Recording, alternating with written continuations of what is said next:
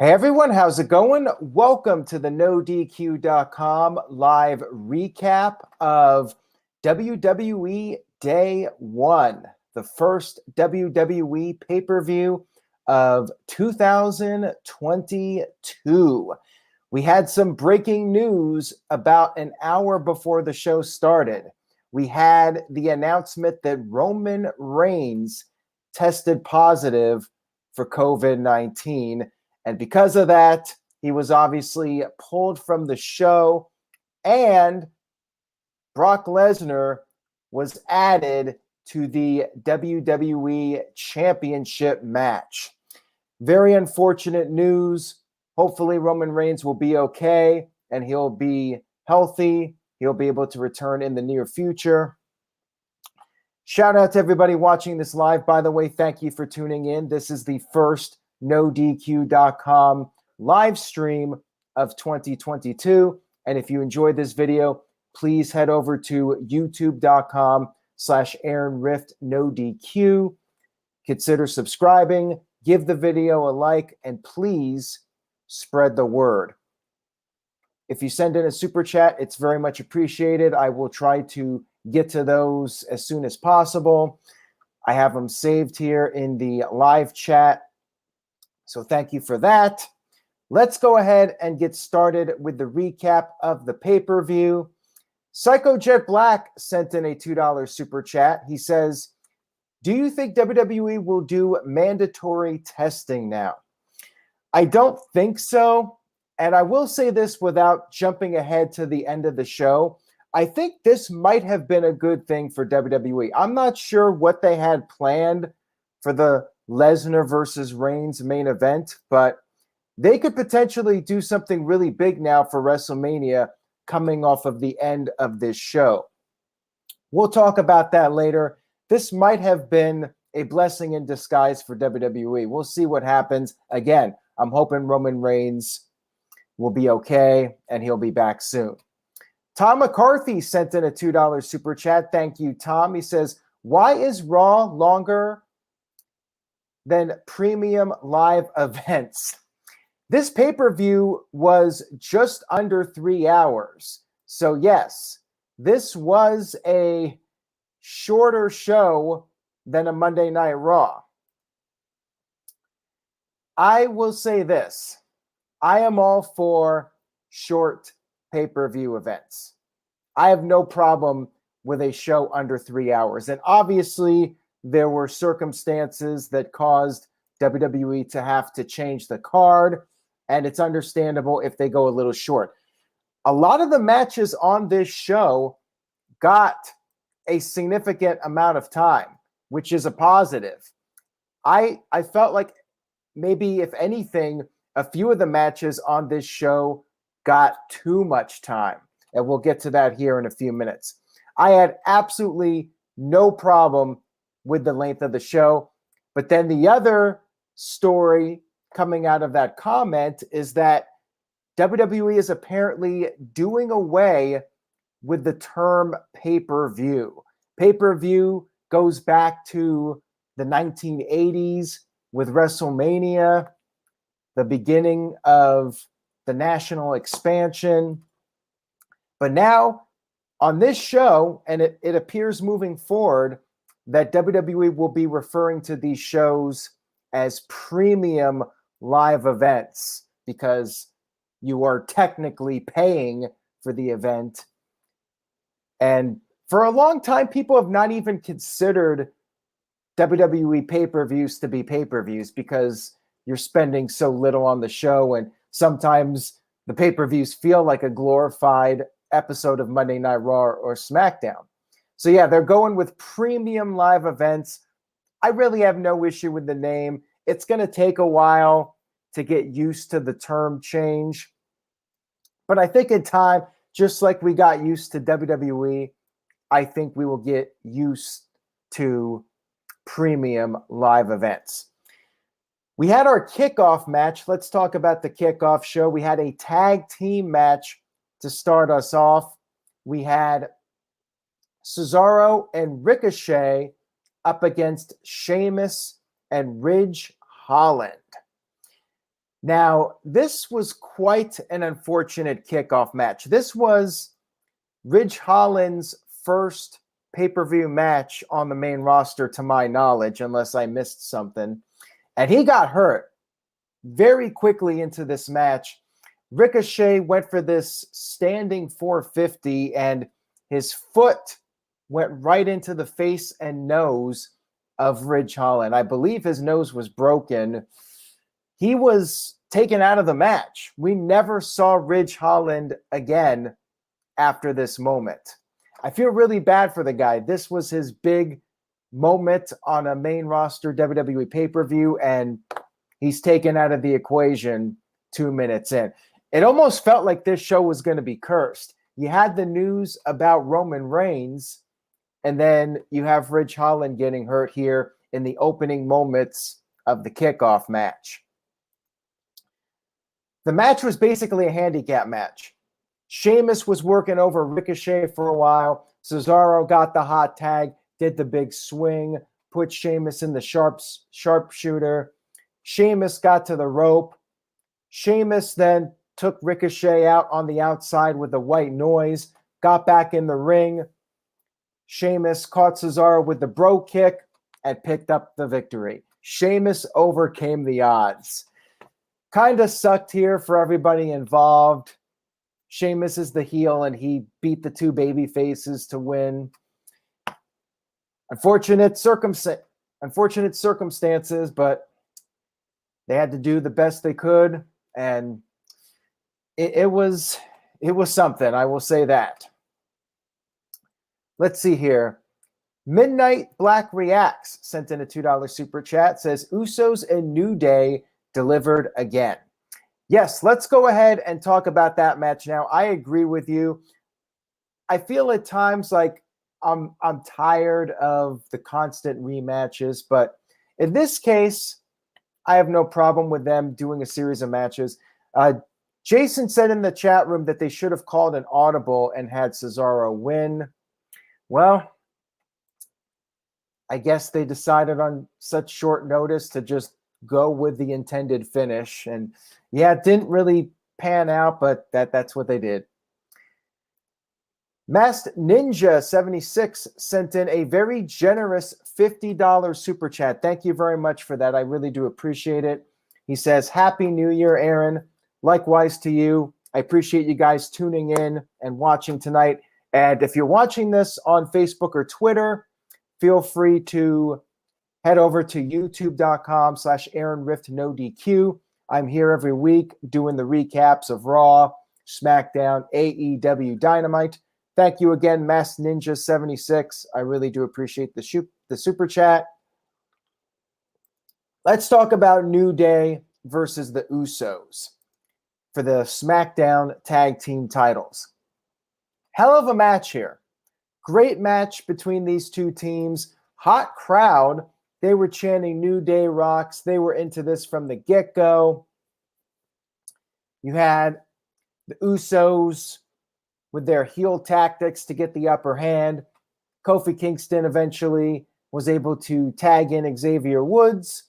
Woods cleaned house for a while, but then you had Woods going for a dive on Jimmy. Jay took the bullet, and that allowed Jimmy to regain the upper hand for his team.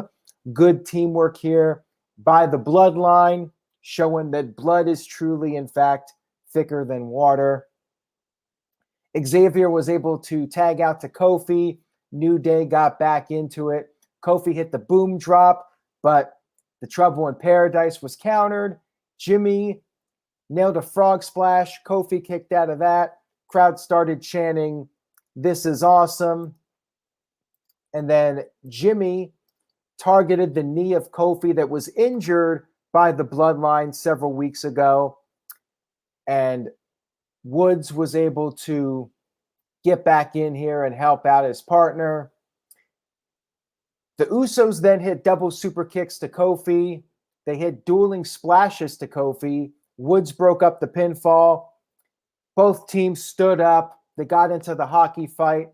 And then the Usos got Woods out of the ring.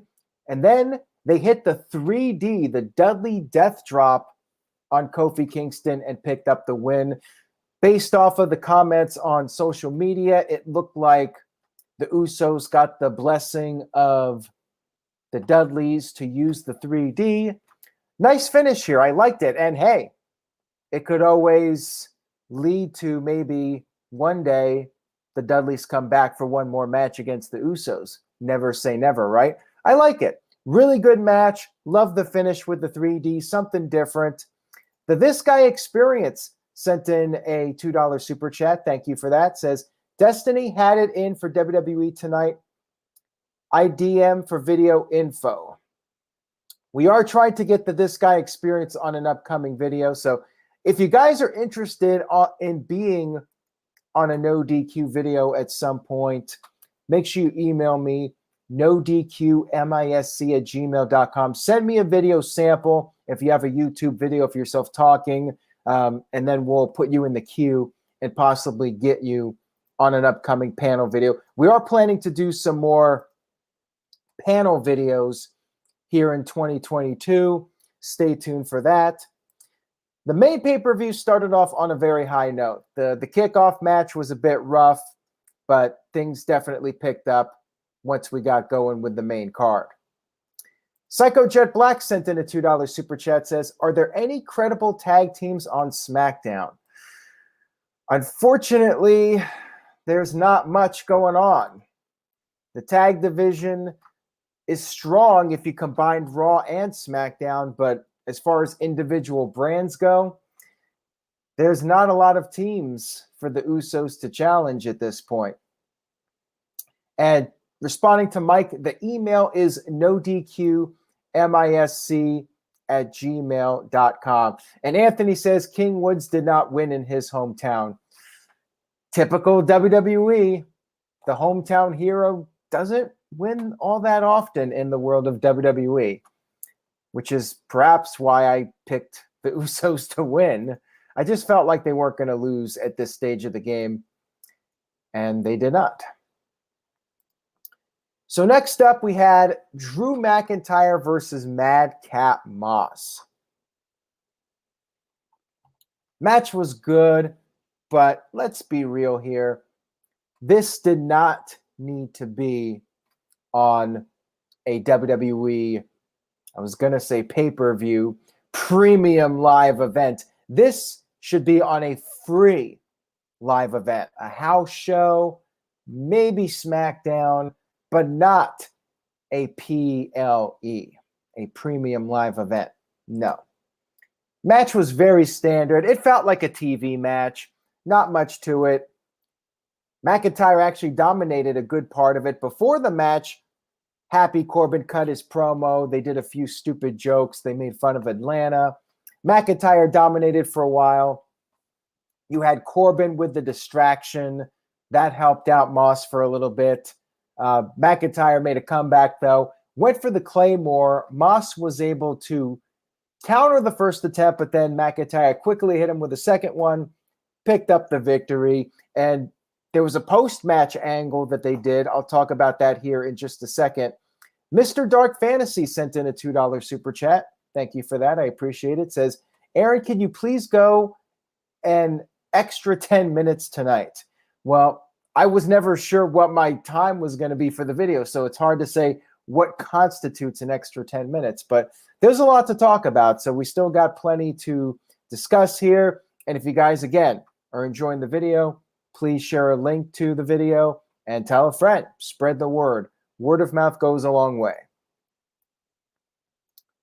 Joey says there are no good tag teams in all WWE besides the Usos and RK Bro. And yes, Adrian, the match did go between McIntyre and Moss. It did go over the 2 minutes, which is what I predicted. And once the announcement about Roman Reigns was made, I figured that they would definitely get some time. It was basically what they've been doing at the house shows, only they did it on a premium live event. So we'll move on here from that. I've really said all there is. Oh, I forgot to talk about the angle they did backstage. But before I get to that, Kevin sent in a $5 super chat. Thank you for that, Kevin. I very much appreciate it. He says, I heard on a podcast Madcap Moss was in WWE for years, but I don't recall him before his current gimmick. Someone confirm.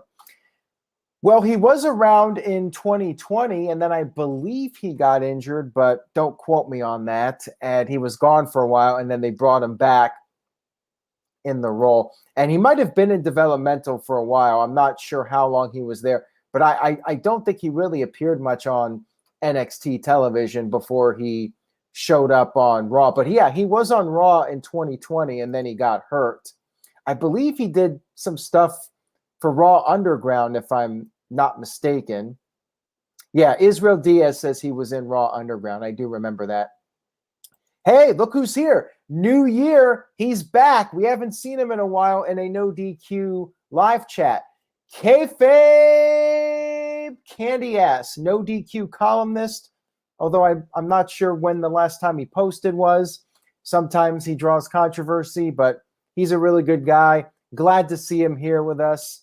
But don't spread it like COVID. Don't do anything like COVID. But spread the word to be a good friend. That's all you got to do. But thank you for tuning in, Kayfabe. I appreciate it. Good to have you back. Psycho Jet Black with a $2 super chat. Thank you for that. Says, imagine Madcap Moss with a rapping gimmick. I think that's the only way it could be worse than what he's currently doing at the moment. And Walter Cruz sent in a $2 super chat, says, Moss is a kickoff superstar if there ever was one. Well, the gimmick is death.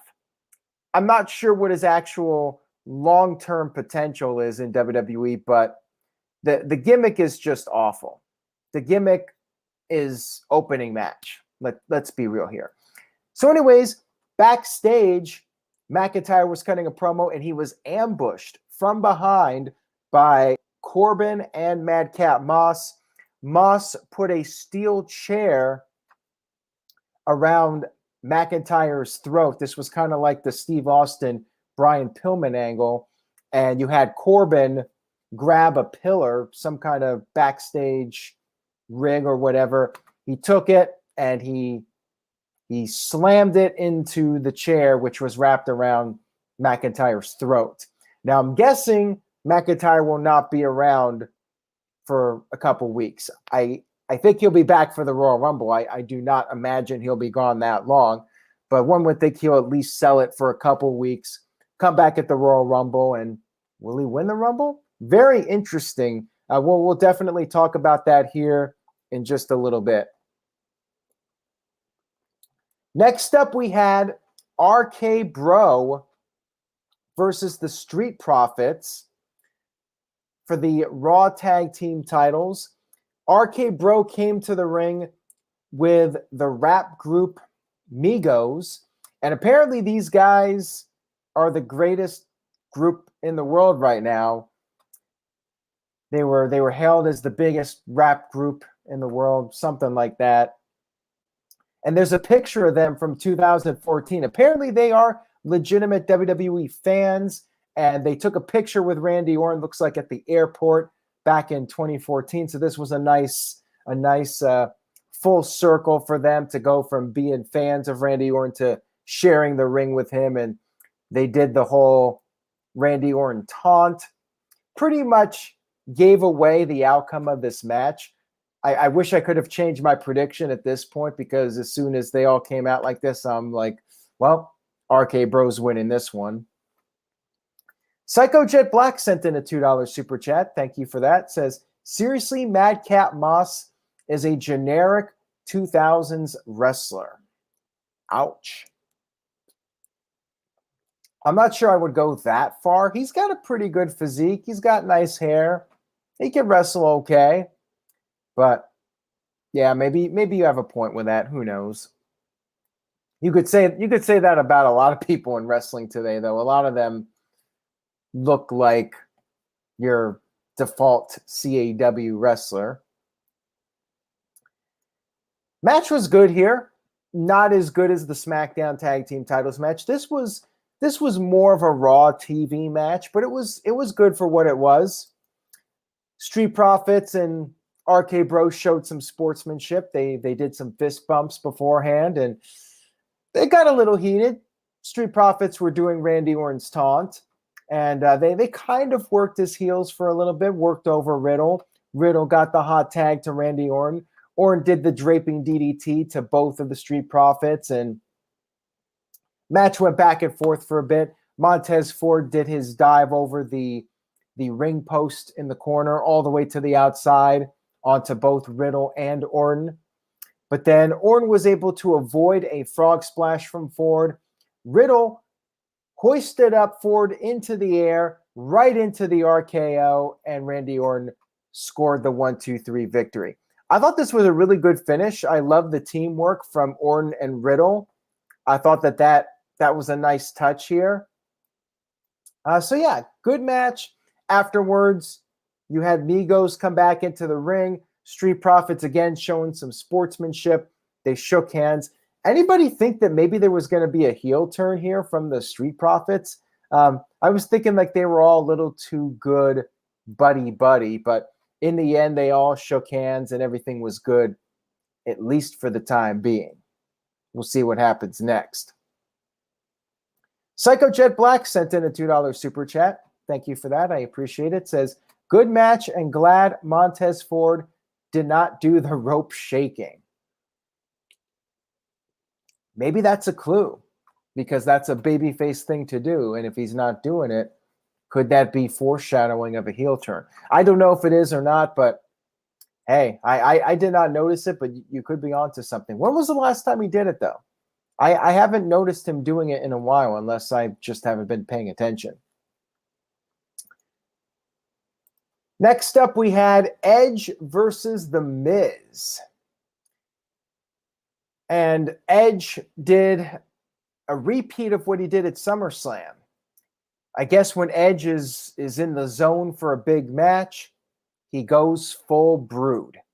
He did the first half of his entrance like Gangrel did with Edge and Christian as the Brood. He rose up from the flames. You had the Brood music, Gangrel's music playing with the red lighting. Badass entrance. One of the coolest entrances in wrestling to this day. And I'm glad Edge is doing it. It's really cool nostalgia. And hell, I mean, you don't even have to be a fan from that period to really appreciate how cool this entrance is. I mean, anytime you got fire, you're going to have an awesome entrance. So Edge then transitioned into his main entrance. And then we had the match.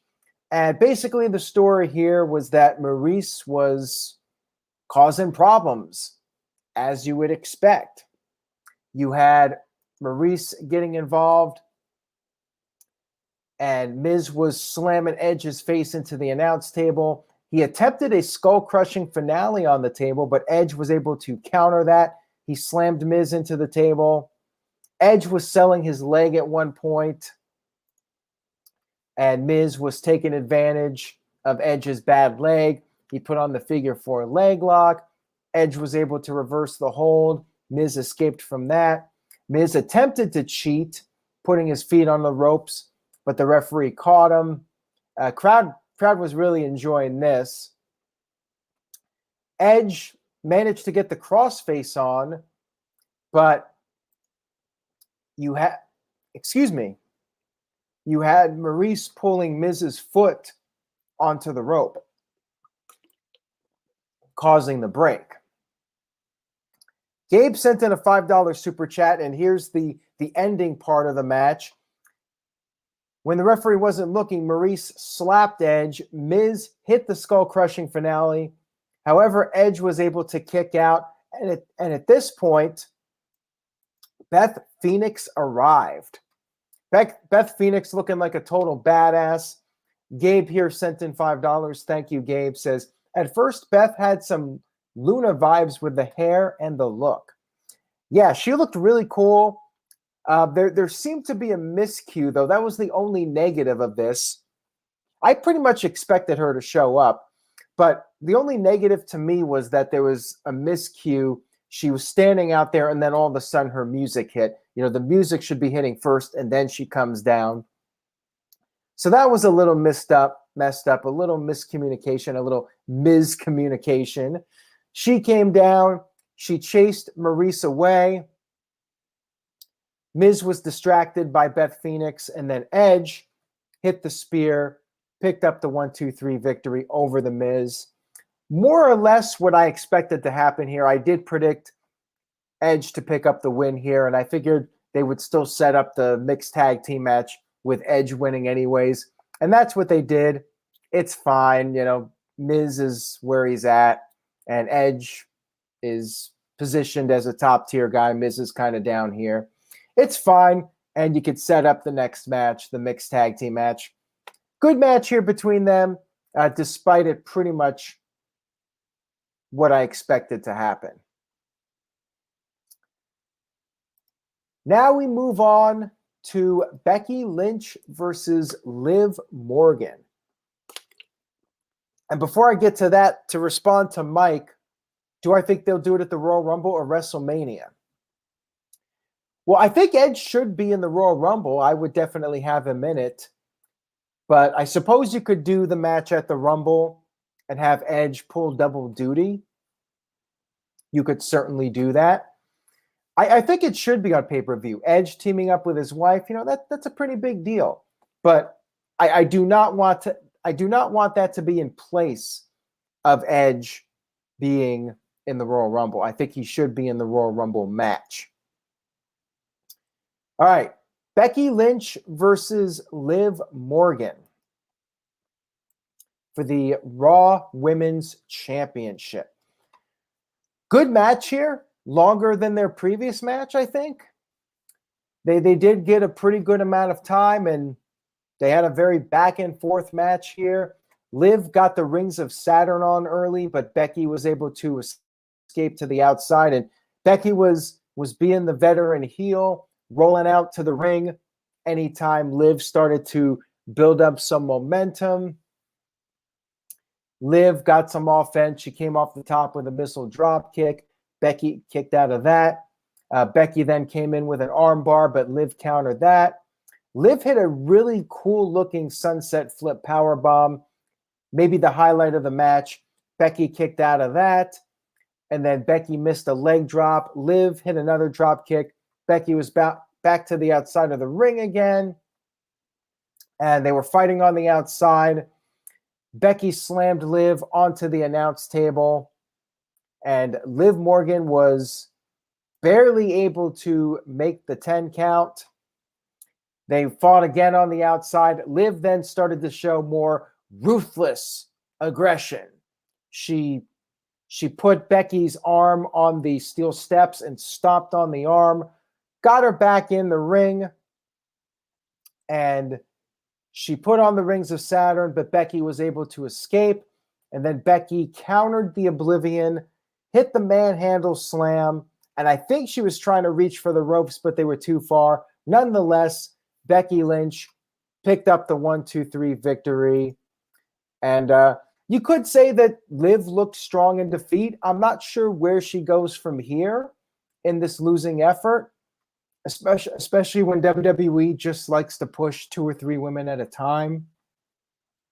But hopefully this is not the end of her push. This was arguably the match of her career up to this point. Very good match here, back and forth, very competitive, and I enjoyed it. Walter Cruz with a $5 super chat. Thank you, Walter.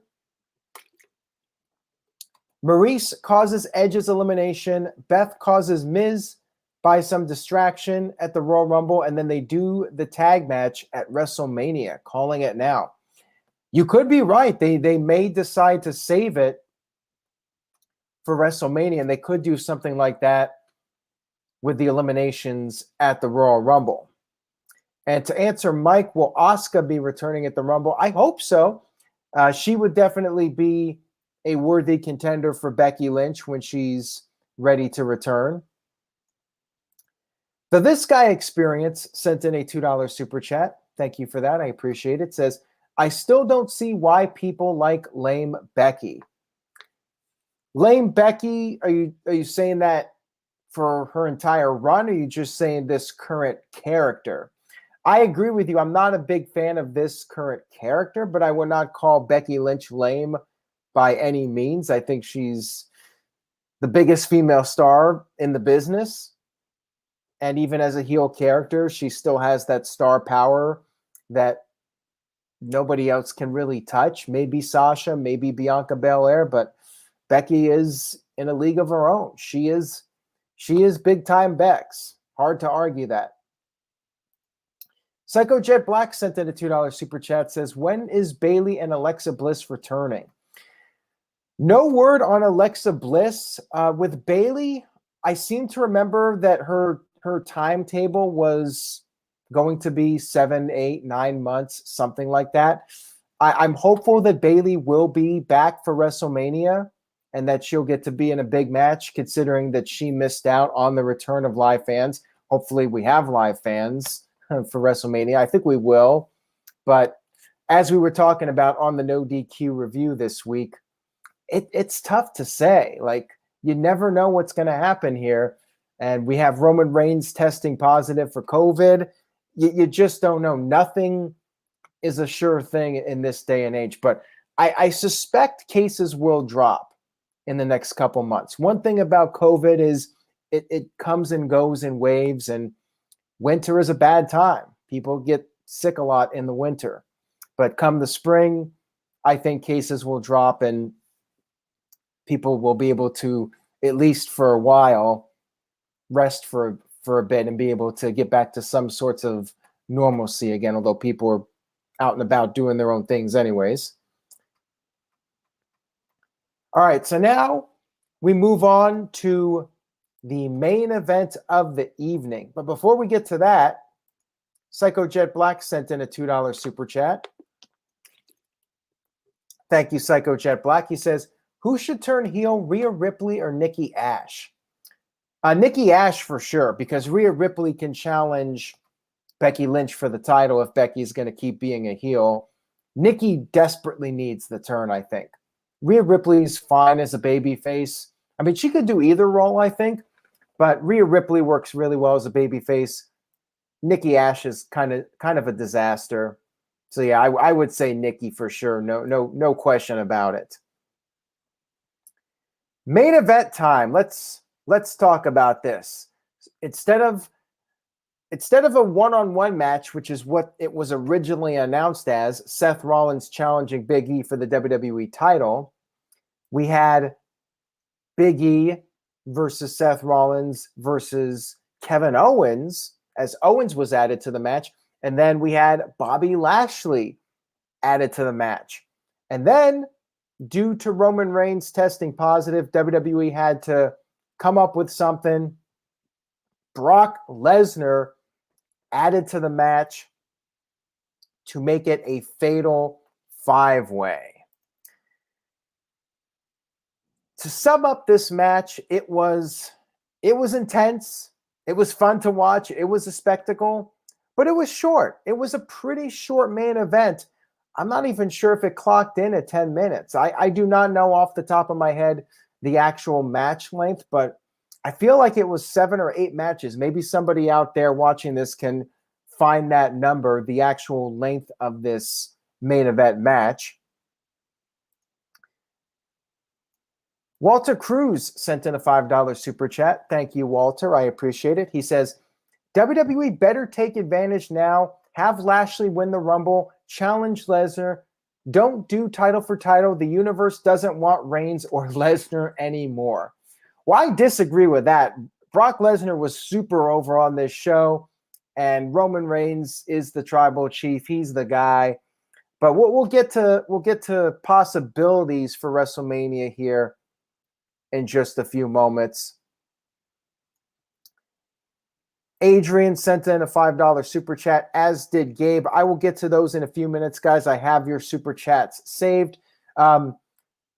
TZEIGGI in the chat room says the match was 8 minutes and 20 seconds, which sounds about right. Colin Andrews says 8:25 for the main event. So yeah, I said around 8 minutes. The one negative of this, I know Brock Lesnar is Brock Lesnar, but I was not a fan of him coming out last for two reasons. Number one, the champ should come out last. And number two, it kind of gives away the outcome of the match. And it just makes you feel like everybody else is way beneath Brock Lesnar. And you could argue that that is true technically, but yeah, it kind of just makes all the Raw guys look like afterthoughts compared to Brock Lesnar. Now, of course, we all pretty much consider that to be a fact, but I don't think it's a good idea to hammer that point home to everybody, saying, well, you know, Big E's the WWE champion, but Brock Lesnar is above him, so he gets the entrance. Moving on here to the match itself.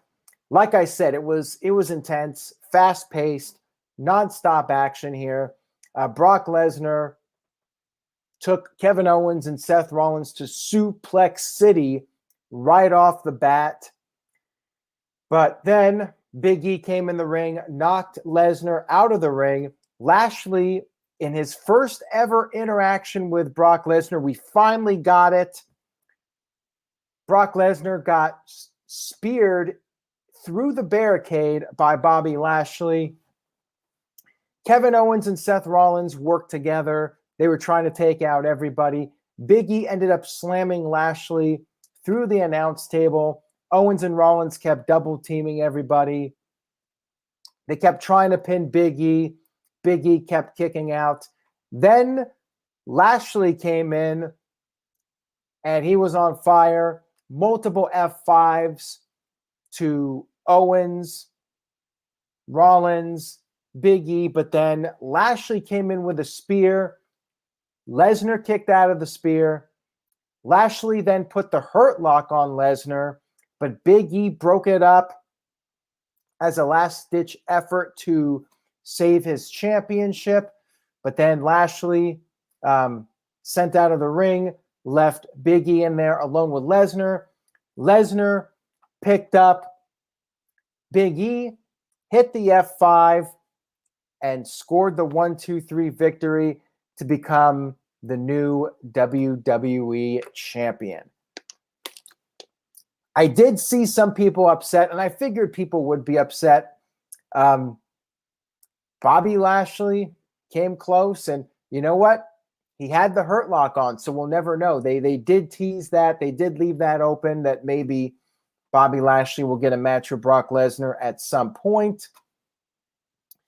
And Lesnar has now beaten both New Day members for the WWE title.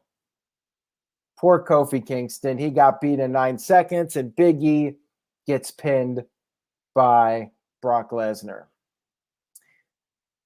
I mean, I mentioned this in other streams. I felt like Big E's run was kind of underwhelming, unfortunately. And I love Big E, but it just wasn't really delivering at the level you would hope for. Maybe the Survivor Series match hurt him a little bit. I don't know. He started off strong, but then it kind of just fizzled out. I don't know what happened, but it just wasn't working. And I felt like there was going to be a title change. My prediction prior to the change, I was predicting Bobby Lashley to win the championship. Anyways, Brock Lesnar won, celebrated with the title. Big E was kind of an afterthought. Really, everybody but Bobby Lashley felt like an afterthought when this was all said and done. But I liked the match. A bit short, but entertaining match while it lasted. Now, let me get to some of these super chats here that I have. I told you guys I had them saved here. This one comes from Jesse. He says, since Lesnar won the WWE title, is the Reigns and Lesnar feud over, or does Lesnar challenge Roman Reigns for the Universal title at the Royal Rumble? Great question, and I think there's a lot of ways WWE can go. A lot of people speculating about this idea that we could have a unification match at WrestleMania. Will that happen, or will somebody else win the Royal Rumble and maybe we get a three-way? Could we get something similar to WrestleMania 35? We saw the ladies. We saw Becky Lynch versus Ronda Rousey versus Charlotte Flair. Winner take all. Could it be a similar scenario? Maybe Drew McIntyre wins the Royal Rumble again and we get a three-way at WrestleMania with all the championships on the line. Winner takes all. They might not necessarily do a unification match, but they could do a winner take all. There's certainly some possibilities with it. There's different options as far as where it goes from here. But I will say, as I mentioned earlier, I think that this was almost a silver lining for WWE because it adds more intrigue now. You don't know what direction they're going in. I feel like one of the predictable outcomes would have been Paul Heyman screwing over Brock Lesnar, and they would have set up yet another Roman Reigns versus Brock Lesnar match. At least this way, you kind of don't know where they're going at this point. It opens up some possibilities. And to me, as a viewer, I think that makes it a little bit more intriguing. Now, we do have some more super chats here for me to get to. Dylan actually just had a regular comment, said that they kept panning back and forth between Lashley and Lesnar. That is certainly a possibility. Maybe we'll finally get that one-on-one match. Adrian sent in a €5 super chat. He says, my early prediction for the Rumble match is Johnny Knoxville winning and challenging Brock Lesnar at WrestleMania. Please do not give WWE ideas. I know you're trying to give us all a good laugh, Adrian, but no. And Johnny Knoxville is apparently going to be in the Royal Rumble, which seems like a ridiculous idea. But whatever, they got to get that publicity from a guy who was famous 20 years ago. Psycho Jet Black sent in a $2 super chat. He says, Big E versus Goldberg, Lesnar versus Lashley, Roman Reigns versus Drew. I still want to see Matt Riddle versus Goldberg. I don't think we're going to get it, but that would be an intriguing matchup. And we still have a lot of pay-per-views to go. We got the Royal Rumble. We got the Saudi Arabia show, which tends to be noteworthy. And there's a lot of different directions that they can go. And I really don't know where they're going at this point. Psycho Jet Black also sent in a $2 super chat with the following comment. He said, Kofi had a better reign than Big E. How sad for Big E. Yeah, you could be right on that. I know Kofi definitely had a longer reign. And Kofi was beating a lot of people for a while. It wasn't until he lost the title that the whole thing kind of just was laughable. But yeah, Kofi was pushed hard as champion pretty much for his entire run as WWE champion. Mike D sent in a $2 super chat. Thank you for that, Mike D. He says, I could see Brock Lesnar dropping the title to Bobby Lashley soon. Never say never. Maybe we do get that at the Royal Rumble and Bobby Lashley beats Brock Lesnar and Lesnar shows up and wins the Royal Rumble, gets back in the Universal title picture. I mean, there's so many different things that they can do. I'd like to see it happen. I don't know if Lesnar is going to put over Lashley. I really have my doubts about that, but I mean, Lesnar's got to lose that title at some point, right?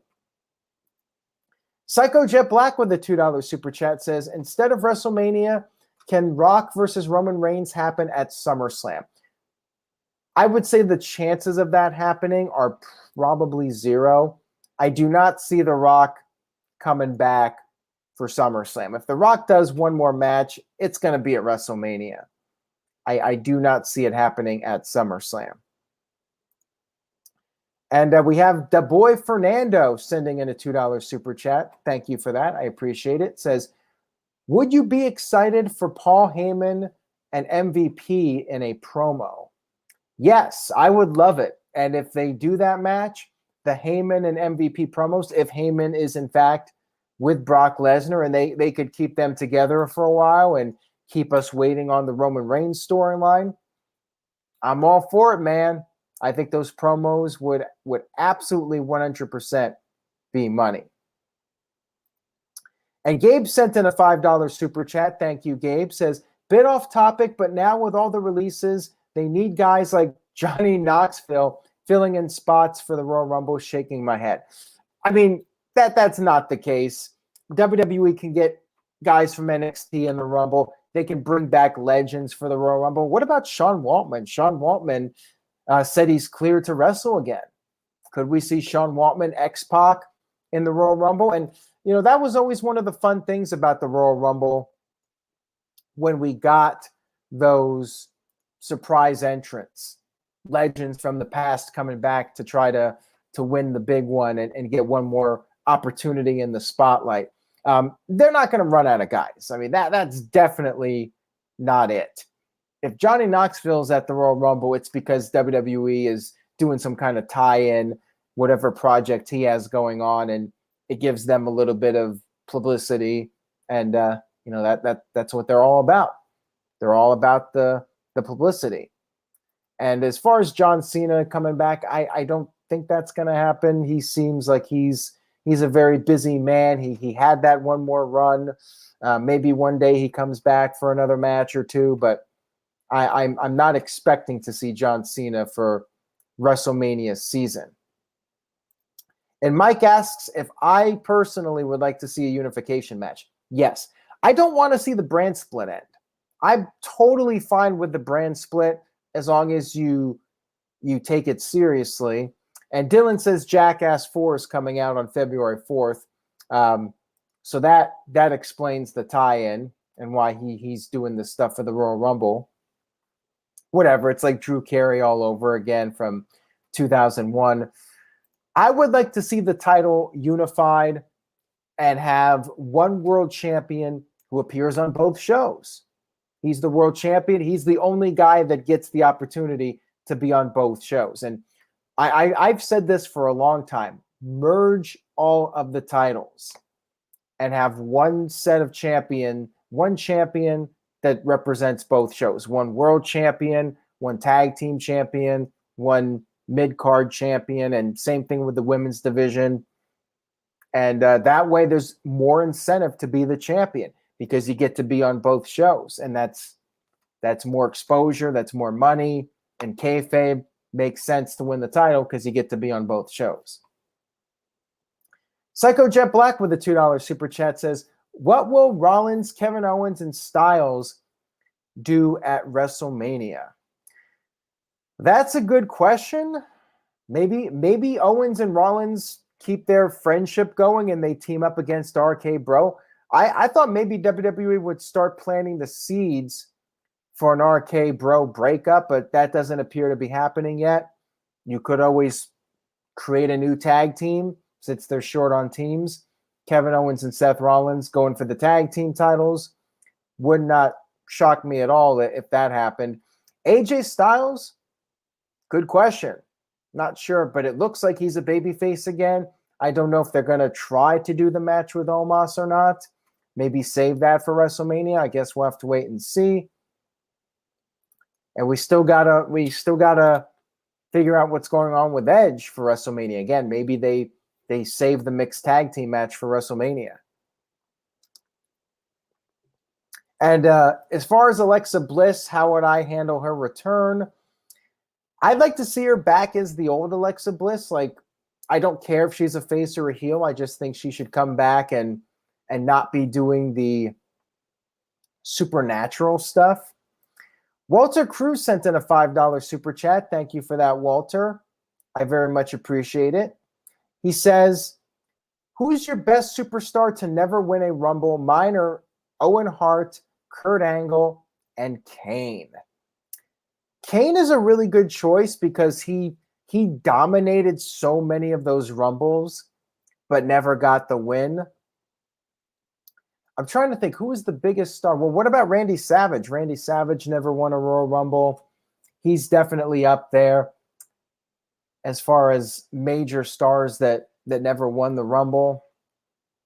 But yeah, I'd probably say Kane was the biggest star to never win it, and considering how dominant he was in those matches. And Tic Tat Tat mentions Braun Strowman. But Braun Strowman, I guess, won the greatest Royal Rumble. So there you go. All right. So let's go ahead with our final thoughts. I'm going to ask the chat room on this. I'm changing things up. I'm no longer, for 2022 and moving forward, I am no longer doing the letter grades for the shows. Instead, I'm going off of how much I would recommend the show, because I feel like I rarely give a show an F. And I really don't like doing that, because a lot of people are putting hard work and effort into the show. And I feel like I often give AEW an A or a B, and I give SmackDown a B. I give Raw sometimes a C, somewhere in that range. So it's pretty much the same every time. I figured I would instead tell you how much I would recommend the show. The highest level will be must watch. It's a show you would absolutely want to go out of your way to watch if you did not see it. Then I would go with recommend. It was a very good show. It's worth checking out. For the most part, it was a strong show. Then I'm going to go with somewhat recommend, which means the show was all right, had some flaws, but you might want to check out part of it. If you're bored, you want to watch something, watch it. And then I would have don't recommend, which means I don't think the show is worth your time. So that's how I'm doing it from this point forward. This show, WWE Day One, I recommend it. Very good show. Not top tier, but a strong show. The matches got a good amount of time. And there were no bad matches on the show. Everything was solid. Even Madcap Moss's match was not really the most exciting match, but it was good. And they got some time. It was good for what it was. And it was a fun show. And it was short. Under 3 hours. I like it. Muhammad says he highly recommends it. Michael Wayne says was a very good show. And hey, Lights with the comment of the evening. He says this was the best pay-per-view of the year. You're completely right on that one. WWE Day One pay-per-view of the year. And you know what? Calvin Bowman says it was great. The ending sucked. I disagree with that, although I know people are not happy about the title change. Dr. NXT Scorpio sent in a $5 super chat. Thank you for that. He says, I'm going to break that rule and give this show a B-. Sorry, LOL. And if I was going to go with the letter grade, I'd probably say a B. But yeah, recommend it. Good show. Check it out. And Adrian says 7 out of 10. Not perfect, but good. Screw you, Rift, with your recommendations. All right, guys, that's all I got for tonight. Thank you so much for tuning in. And again, if you enjoyed this video, please give it a like. And real quick here, Psycho Jet Black sent in a $2 super chat. It says, is there anyone from NXT that could win the Rumble? No. Highly unlikely in all likelihood. Too soon for Braun Breaker, and there's really nobody else. So, no. I do not see anybody from NXT winning the Royal Rumble. It would be cool one day to throw everybody off, but no, ain't going to happen. So take care, guys. Stay tuned to NoDQ.com for the very latest wrestling news and rumors. Enjoy the rest of your weekend. It's Saturday night. It's actually about to be Sunday, but it's weird. I'm used to doing this Sunday night into Monday. We got the rest of the weekend, and then I'll be back for Monday Night Raw, and we got a lot of great content coming up this week. The This Guy Experience sent in a $2 super chat, says, no chamber this year? Meet you on videos soon. Thanks again. Yeah, I forgot what the pay-per-view schedule is, but I know they got the Saudi Arabia show in February, and I'm not sure what they're doing for March. They might not be doing anything because WrestleMania is the beginning of April. We'll see. We'll see what they do. I'm all for them not doing Chamber as a pay-per-view and just have it as a match when a situation calls for it. We'll see what happens, though. Anyways, guys, take care. Enjoy the rest of your evening, and I will see you all next time.